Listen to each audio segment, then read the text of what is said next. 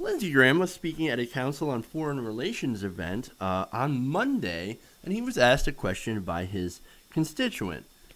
What would be better than Senator McConnell suggesting that 50 governors flout the Section 111 rules on climate change? I know you have been a leader on climate change, setting aside the issue of the coal industry, which I understand his state-based concerns. That doesn't strike me as a bipartisan, and there's a place for a little more bipartisanship. Yeah, when it comes to, climate change being real, people in my party are all over the board. There was several resolutions. Where are you? I did the trifecta. I said that it's real, that man is contributing to it in a substantial way, but the problem is Al Gore's turned this thing into a religion. Climate change is not a religious problem for me. It is an economic, it is an environmental problem. So I think the Republican Party has to do some soul searching. Before we can be bipartisan, we've got to figure out where we are as a party. What is the environmental platform of the Republican Party? I don't know either. So I'd like to come up with one. I'd like to have a debate within the party. Can you say that climate change is a scientifically sound phenomenon, but can you reject the idea you have to destroy the economy to solve the problem, is sort of where I'll be taking this debate. Does the Republican Party have a platform on climate change? No. Lindsey Graham says, no, we don't. I don't know what it is. Well, I know what it is. It's deny, deny, deny. Jesus. That's pretty much what we hear constantly on a constant basis from other GOP members, especially like Senator James Inhofe, who's like, Jesus, not climate change not happening. Snowed. It snowed. Here's a snowball. And Jesus. That's their platform. That's the current platform. Look, and if you want to change that, that's great. And there's the thing. I've ran the trifecta. I said that it's real, that man is contributing to it in a substantial way, but the problem is Al Gore. What does Al Gore have to do with it? Really? What does Al Gore have to do with this? Oh, he's made it into a religion. No, he pointed out that climate change is an issue. Maybe we should do something about it. That's hilarious. It's like, for a second he sounded reasonable. He's like, yeah, well, I believe in it. I think man-made. But then, Al Gore, religion. Are you kidding me? Climate change is not a religious problem for me. It's not a religious problem for anyone else either. No sensible, sane person is worshiping at the altar of climate change.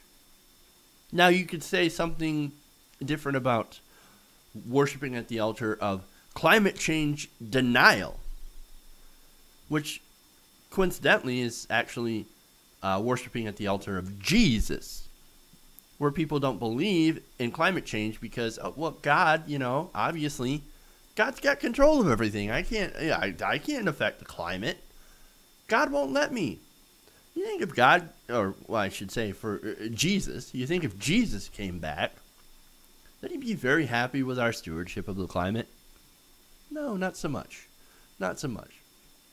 But anyway, I want to address what Lindsey Graham also had to say about, can you say that climate change is a scientifically sound phenomenon?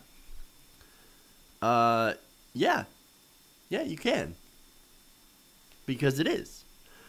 But he also adds, but can you reject the idea that you have to destroy the economy to solve the problem? Nobody's saying that you have to destroy the economy. That's something about the conservative argument for those who actually do admit that there is climate change and that that man has contributed heavily to it. That's like a false question, right?